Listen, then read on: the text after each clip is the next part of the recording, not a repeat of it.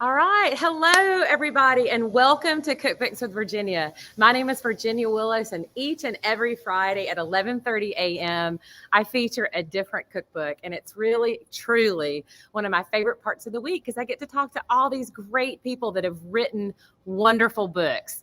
So do you want to take a deep dive on chocolate chips? Do you want to know all about small cakes? That's fancy cakes and simple cakes and large cakes and small cakes. What about what to bake for breakfast? What about all these wonderful things, pies and cakes and cookies and tarts and gougere and meringue? Well, yes, of course you do. Well, so thank you so much for joining me today. And I am thrilled to pieces. Look at all those tabs I've got ready to work. So I today have Dorie Greenspan with me, author of Baking with Dorie, just one of my most favorite cookbook authors in the whole entire world. And it's really an honor to have her here today. So let's just bring her on and say, hey. Hey, indeed. Hey, Virginia. Thank you so much for doing this. Oh, I'm just so excited. I can't imagine how many people are so excited that there's another Dorie Greenspan cookbook out in the world. You're so sweet. 14. This is my 14th baby. And it always does feel like that, right? It must. It does. I mean, but because you've written. And so you work, mostly alone until it's time until that email comes that says, deadline, it's your deadline. Where are you? I know that's usually when I'm alphabetizing spices or something absolutely ridiculous in craft nation procrastination or something. I'm like, I can't do it. Yeah. So, and then, then you have people who are, making the book beautiful and editing. So it's a long process. And it's a group process. And when baby arrives, it's pretty exciting. No, it is exciting. Well, let me also tell everybody where I am because I know it's really kind of different. I've got all these beautiful tropical plants behind me.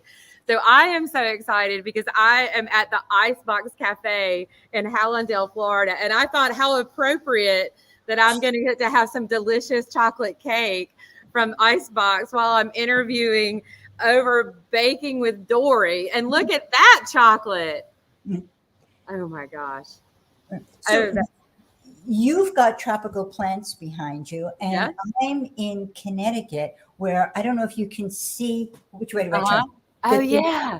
Right? The colors of the leaves are turning. Yeah, it's really it's a beautiful time here. It is such a beautiful time of year in New England. Let me tell you who else here with us. So we've got Sue Fogg Stanley is here, and Cynthia Stevens Graubart is here, and Leslie T. Debbie Loftus, Jimmy Loftus. Thank you. Look at how much people love you. Wow. Beautiful book. That is the truth, Dorie. Okay, so this is your 14th baby. Yeah. And I have been reading it, and you see all my sticky notes. I love that. Thank you. Don't you love that? You must love that. I want to see when those pages get stuck together because there's been like a little butter spot that smushed it, or a little chocolate smudge. Or I think that's when cookbooks are most beautiful, when they're, when I have a book signing and someone brings me their stained, tattered, gooey, sticky, dirty book, it just makes my heart smile all the way down to my toes. Right. Because, I mean, we write cookbooks for people to use them. We want them to be in the kitchen. We want people to be making things and sharing them. I mean, that's why we do it. The truth. That's exactly. All right, we have one more hello to say because it is my mama. And look at her. Hello, have several of your books. Glad to see you, Mama. Hi, Mama. So my mama, I learned how to cook. Let's get into your story a little bit and get to your 14th baby. So y'all, let me just say this to beginning. So if you want to win a free copy, you're going to go to my Instagram feed. You're going to follow the instructions. You're going to follow me. You're going to follow Dorie, and we're going to choose a winner on Monday. And yes, right. And if they don't win, you can get this book anywhere. You can get this book at all of your favorite independent bookstore, the the evil A empire, all of it. You can get them. You can get it anywhere, right? Anywhere. Anywhere. So, so I think that one of the things that stands out to me the most about your recipes, and I'd love it, and it's not that I hear your voice as much, but your recipe writing, I feel like you are right there, shoulder to shoulder, elbow to elbow with that person cooking. Dorie, it's such a gift that you have to write like that. Thank you. There's really little else that you could say that would make me this happy, because when I'm writing, I'm trying to imagine someone right there. I'd like to think that I'm like sitting on a home baker or a home cook's shoulder saying, yeah, you can do that. Keep going. Yeah, it looks a little curdled now, but it'll be fine when you put. So I'm always thinking about the person at home. It's so clear. Ooh, I'm glad I'm indoors. I'm glad I'm in a green. Well, I have to tell you, like the third paragraph in, not your intro, but the third paragraph in, I just loved it because you're essentially just focusing on the fact that like, if people are just coming together, like it may not turn out perfect and we all have different ovens and we all have different equipment, but if we all sort of start relatively at the same place, you'll have something delicious for your friends and family.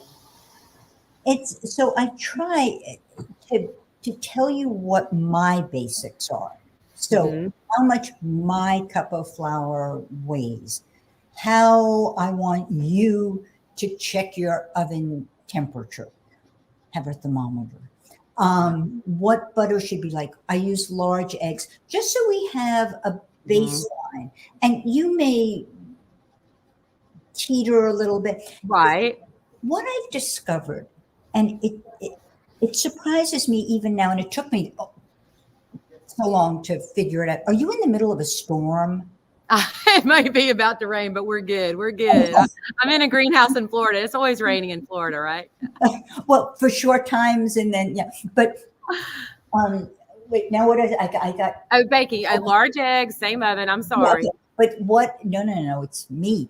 What I've discovered recently, and it's thank you cyberspace, internet, the webs, recipes that solid recipes are more forgiving than you would think.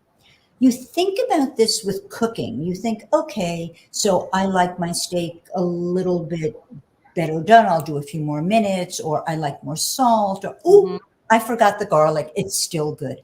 But you think of baking as being, you need to do this. I've been looking at what people have been baking, and I've been reading the comments. My oven went off in the middle. So I don't know. I just baked it a little bit more, and the cake was fine. Right. So don't try that at home if you don't have to. Right. It's not recommended, but it doesn't mean it's an abject failure. But somebody will say, "Oh, I didn't know you were supposed to you were not supposed to tap the flour down and pound it." My cake was good. I feel like there are around the margins, there's a lot more room than you would think. Right. And that it's you I'd love for you to follow the recipe exactly, but you're always going to end up, unless you burn it to a crisp, with something tasty. I have to say I agree. And I think that you're right, exactly. People get so intimidated by baking. There's some people that are teed up for it. They're very precise, and that's how they like to cook, and they like to follow a recipe, and they like everything to be just so. And there's that. Like I taught some scientists from Georgia Tech one time, and I told them to whisk something, and they literally looked at me with a straight face and asked counterclockwise or clockwise. And I wanted to reply, it depends on the hemisphere, but I didn't. But you know what I mean? Like there's some people that are sort of teed up for that, but I think that you're exactly right. Like you give you and your recipes and just the demeanor of your recipes, it sort of gives people permission to understand that the lines aren't always these like sharp black lines. I want everyone to follow the recipe. I write them, I test them so that you can be successful with them. Right. But I just want people to go into the kitchen and say, I want chocolate chip cookies today, and bake and enjoy the process of Right. baking. Right. And enjoy sharing what you've made. I think that is so clear. Now I have to ask you though, because I love so you've got some very familiar recipes, but there's a wonderful innovativeness to the ingredients, and yet there's still some familiarity. So I love that with this. Like, it's not just a simple chocolate chip cookie. And oh my gosh, you've got the deep dive on chocolate chip cookies.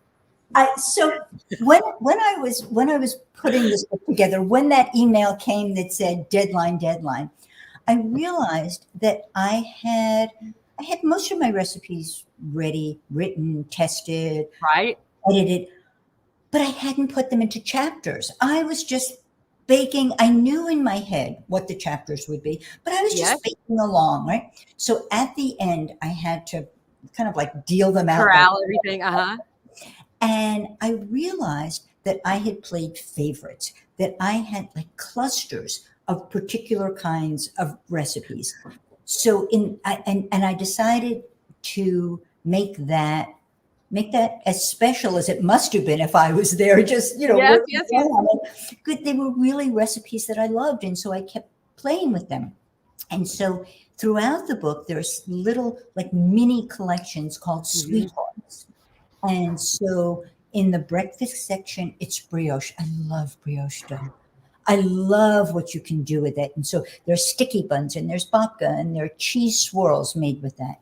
There are the chocolate chip cookie section. There's this little collection of things you can make with cream puff dough, meringue, apples. I love that. That chapter is a wonderful chapter. I bet you love cream puff dough. That actually was magic. I think that dough is it's gougere or it's profiterole. It can be anything. So the chocolate chip cookies, I chose 6 to put in the collection, but I was looking at the book the other day and realized it could have been bigger. There are more. There are more that I could have legitimately tucked into the chocolate. So y'all, okay, it's Baking with Dorie. I've got my guest Dorie Greenspan, and there is a deep dive on chocolate chip cookies. That if even if there weren't a thousand other wonderful things about this book, I was like in awe of that. And that's so wonderful. And I think that that's a really great recipe because that's so familiar with people. And I know that was the first thing I baked when I was a wee one, right? Well, we all baked from the back of the bag.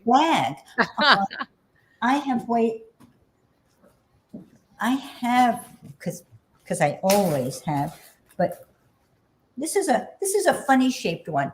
Oh, so nice. This was baked directly from the bowl.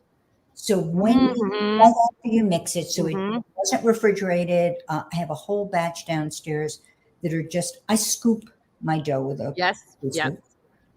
so that I have a whole bag downstairs of frozen scoops that I can bake from frozen, and they'll be slightly different. They won't be as thin, though I love them this thin, and it won't be as large. So you'll recognize this as a chocolate chip cookie, but there are things that make it slightly different. And one of them, this is what I do. I mean, I love doing this, is the chocolate. So the chocolate is bar chocolate that I love, chopped. And then I chop it big pieces, small pieces, little shards, right? And then you get all that dust. The dust. And so I don't know if you can really see. Yes. This is like a tweed. I feel like, it's like a tweed, and that's the dust in the pieces. And it also means that every time you take a bite, you get it feels like a different cookie because it's a lot of chocolate in one bite, a little less in another. I think I have to take a bite. Sorry. No, I think you should. Let's both have some chocolate. I know I've got some chocolate cake. I don't have a chocolate chip cookie right now, but so this place where I'm at, Dorie, the Icebox Cafe, they are famous for their cakes, and it was perfect that we were gonna chat today because I've been eating chocolate cake all week, counting up my calories and my points because you can have cake and lose weight. That's my we were talking about that, y'all, before Dorie and I came on to talk to everybody in front. We were talking about my weight loss and stuff. And, people are like, oh, do you eat chocolate chip? Do you eat cake? Well, hell yes, I eat cake. Life's too short not to eat cake. Right? We need t-shirts. Skinny without cake. Who cares? You can look good, but you need cake to also just Okay, and then I have another question for you though. So the chocolate chip cookies. Have you got more chocolate chip cookies to show me? Are you done? Are you No, I'm never done. Okay. So this is the world peace cookie. I know. Version 2.0. Y'all, that's like the best cookie in the universe. It's pretty great. It's pretty great. And because it's so great, I never changed it. So I got the recipe from Pierre Hermé more than 20 years ago. And so it's a chocolate cookie. He's a pastry chef in France, famous pastry chef in France. Yeah. And he made this cookie. It's a cross, kind of a cross between a chocolate shortbread and an American chocolate chip cookie. Correct. And when he gave me the recipe, sometime before the year 2000, he used chunks of chocolate, chopped chocolate, and he had salt in it. And it was the first time I had tasted a cookie where you really tasted the salt. Now we take it for granted, right? We sprinkle salt on top of the cookie. Right. 20 some odd years ago, to have salt really present was brand new. Yeah. And so I made the cookie. People said, I saw on Instagram, people before Instagram, people were making it mint flavored or peanut butter flavored. And I'm happy to encourage. I love when people play with recipes, but I never did it. Cookie was too good. And then Charlotte Druckmann wrote a book called Women on Food. Yep. And she asked if I would revise the recipe. I said, no, perfect. I'm not going to change. Yeah, not changing perfection. And then I had this idea that I could take some ingredients that in my brain corresponded with characteristics I admire in women and add them to the cookie. So this new cookie 2.0 has I'm gonna be like following your cookie like a puppy dog. Has rye flour for groundedness, earthiness, right? Has cocoa nibs for strength. Has chili pepper, a little bit of Piedmont Espelette or cayenne. I love Piedmont Espelette. That sharpness, that unpredictability, and I have freeze-dried raspberries for verve, for sass, and I'd never done that before. I'd never thought about like animating in a way ingredients. But when this idea came to me, I loved it, and then I had to make it, and it was there's. When you're mucking about with a classic, I mean, there are like, I don't know how many millions and millions and millions. If you Google world peace cookies, they truly have gone around the world. So this was a daring move, but the cookie is so good. It's good on its own without the story, which was the criterion. If it was, if the cookie wasn't delicious on its own, I wasn't going to change it. No, and I think that makes sense. And I love your respect for that recipe. And it really is it is an incredible cookie, that sort of that chocolate shortbread, and with a little bit of chew because it has brown sugar in it, which is usual. No, he's so genius. And you were how many books did you work on with Pierre Hermé? The two for America. Yeah. So one of the questions, and I do want to go back, there's so many things about this book, but what was it like when you went back to Paris for the first time after the pandemic? Were you I thought about that so much when I saw you on social media. It like made me just full for you. So we live part-time in Paris and have for over 20 years. It's almost 20 now. And because of the pandemic, we left Paris January 31st, 2020, I guess, right? And when we put the key in the door and opened our apartment door again, it was exactly 500 days. So, but it was the strangest thing. Yeah. I thought I would cry when we came over Paris and I could see this. I thought I would cry when the taxi came around and I could see the Eiffel Tower. I thought I would cry when I opened my door. No. As soon as I saw the first sighting of a friend, I broke down completely. I missed my friends so much. Well, it's part of your life, right? I mean, like you Yeah. said, you lived there for 20 years. You have a life there. I think that I'm not traveling nearly as much as I used to since I'm not living in New England anymore. But I know that we've commiserated about losing shoes. Like, where are those shoes? Oh, they're at another house. They're like, what do you mean I don't have vanilla in this kitchen? Oh, yeah, it's in Connecticut. Right. Oh my gosh. Yes to that. Like, I know I have this. I bought it. Oh, it's in the other place, which sounds kind of fancy, but Well, I was just going to say very, very uptown problems, but it sounds super fancy. But you would think after all these years I would learn to make lists. And Yeah, maybe I well, will one day. It's a little all right. bit like not making the chapters up until the end. It's just No, I find that fascinating. That's how you do that. That's a whole other story about, like, I mean, seriously, I get like completely. I mean, my proposal is my outline, and I very seldom change the recipes. I mean, there's a lot of different ways. it's the way you're supposed. You are a textbook example of the way you're supposed to work. Dorie, no one's going to tell you that you're making cookbooks wrong. I can guarantee that. I can guarantee that.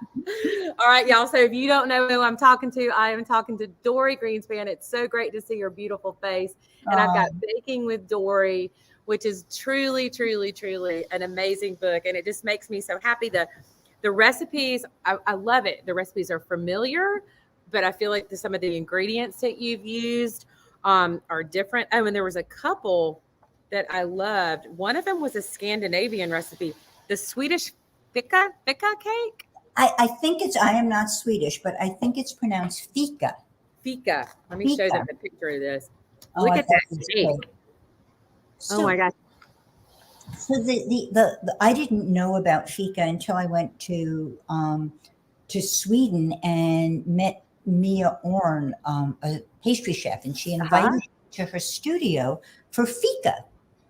And fika is a Swedish custom. If anybody's out there and who knows something else about it, just let us know. Sorry. It's okay. It's the custom of stopping the Blue Angels. No. That's right, exactly. I'm sorry, honey. I really am. It's the custom of stopping a couple of times a day it could be coffee, it could be tea. It's usually a sweet. And it's not so much a coffee break as it is a moment for people to be together.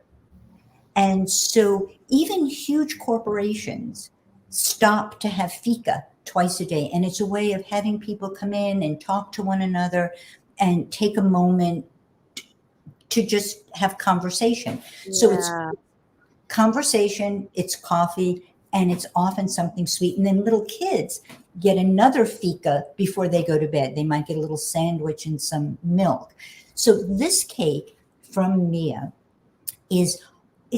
it's almost like magic because it's very simple. The cake is tender and kind of spongy, and then when it's almost baked, just when it's set enough that you can play with the top, right, you make this almond.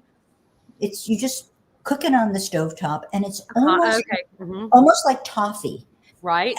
Caramel, and you pour it over the top and bake it again, so you get this kind of crackly almond caramel top, and this beautiful soft cake that looks like you have, fussed over it or bought it in a Swedish pastry shop. Right. You just made it in the middle of the afternoon for fika. No, that's so lovely. And that's the thing I think about. There's something really wonderful about baked goods and that connection, right? Just sitting down at a table with someone, sitting on a park bench with someone, sitting in a greenhouse, wherever that be, and just having that moment for that sweet little nibble. It's a connection. And I think that's why people gravitate gravitate to cookbooks, gravitate to beautiful books like yours. It's like just a little moment, the muffins, that there are all these things that can be made, and the love poured into them and the love shared with them. It's, I think about baking a lot, obviously. Yes, But it's baking. I always say it's like an extracurricular activity, right? We can get through the day without something sweet. I don't think we should, but we could.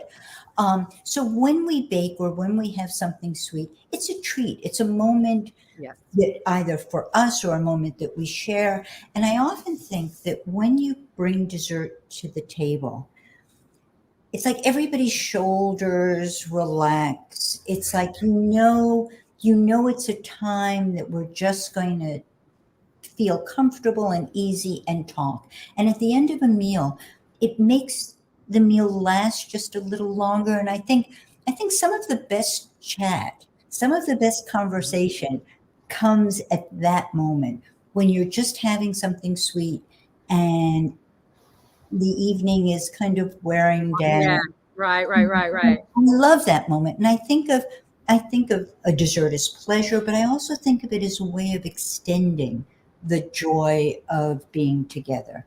Oh, that's really lovely. That's really lovely. Okay, there's so many things we could talk for hours about this book, and I'm not going to do it because I want people to go out and get this book.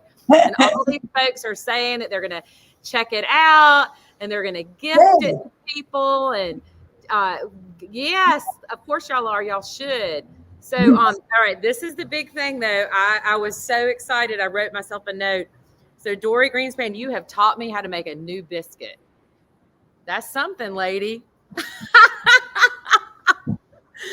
Potato flake biscuits. Oh, I have never heard of that before in my life. And I was like, wait, what?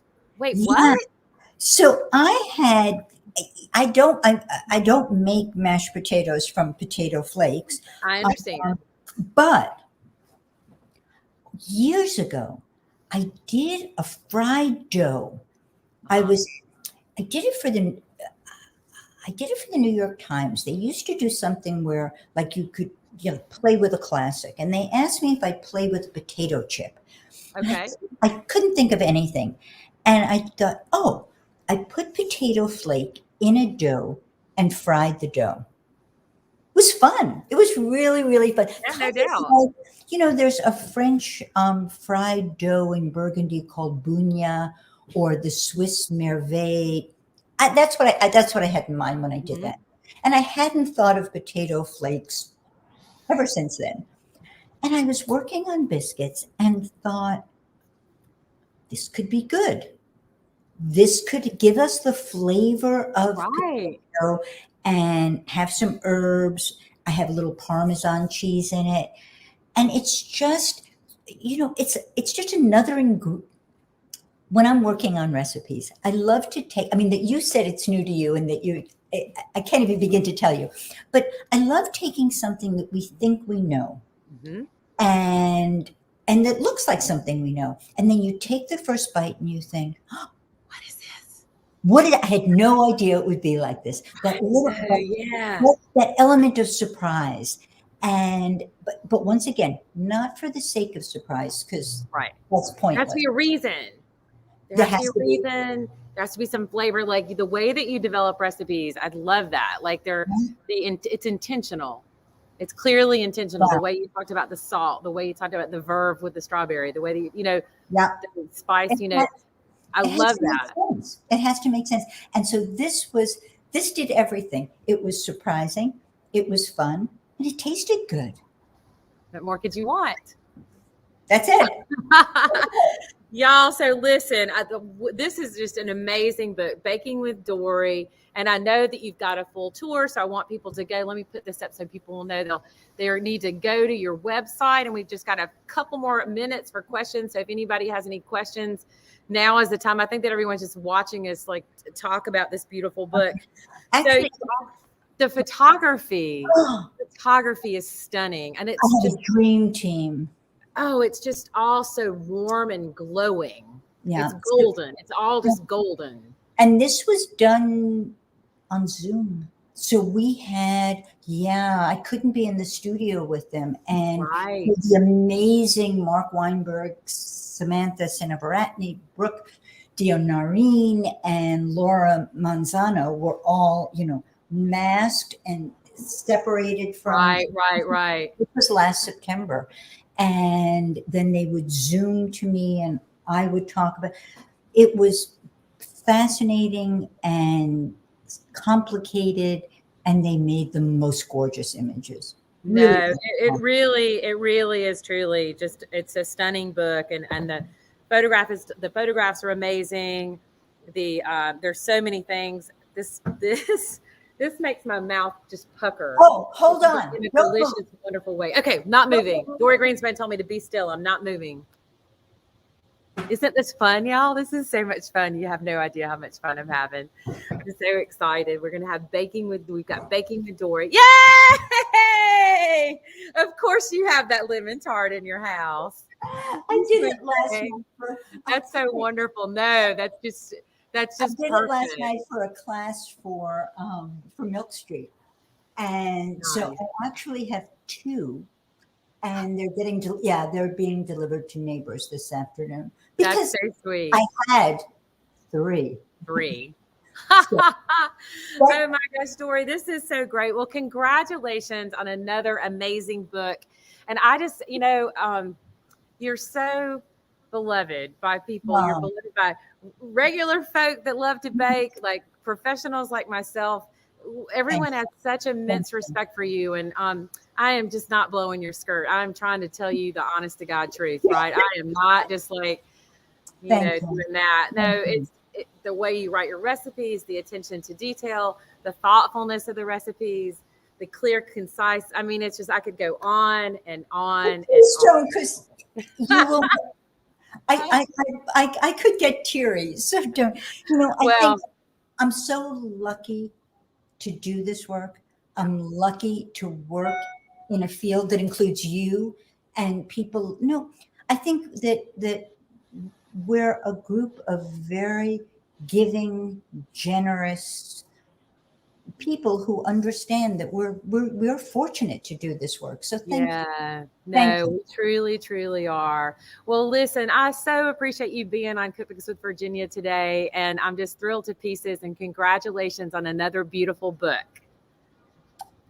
To you. Okay, bye-bye. Thank you everyone for joining. Thank you. Yay.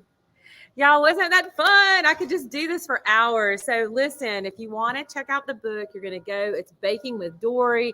You can join in the contest, the giveaway on my Instagram. You're going to go to virginiawillis.com and get connected to my Instagram feed. Sorry, there's a horn beeping. I want to thank the Icebox Cafe for hosting me today. They're beautiful cakes. They're rated some of the best cakes in America by Oprah Winfrey's magazine. So it's really fun, and it was great to have them host me today for Cookbooks with Virginia featuring Dorie Greenspan. So thank you so much for watching. If y'all have any questions, you can visit doriegreenspan.com or virginiawillis.com. So thank you so much for watching, and bon appetit, y'all. All right, bye-bye now.